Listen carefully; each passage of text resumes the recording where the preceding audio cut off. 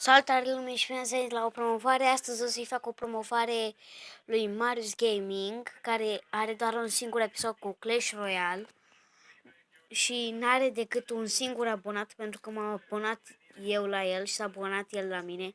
Ca să știți, și eu am un abonat și vreau să vă abonați voi acum la mine. Intru pe pagina mea, canalul meu.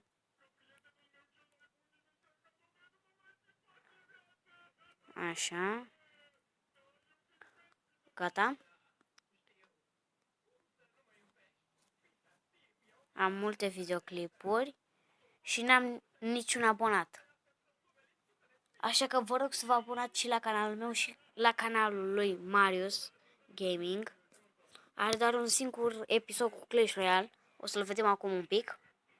Salutare! Cu voi este Marius și numele canalului este Marius Gaming.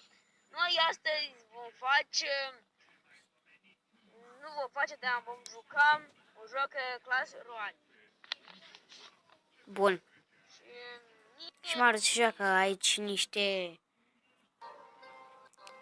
Clash Royale. Se pare că are ceva level. E la Arena 3. Bun.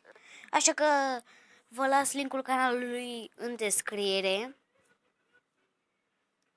și să vă abonați la el și la canalul meu. Bun, bye bye.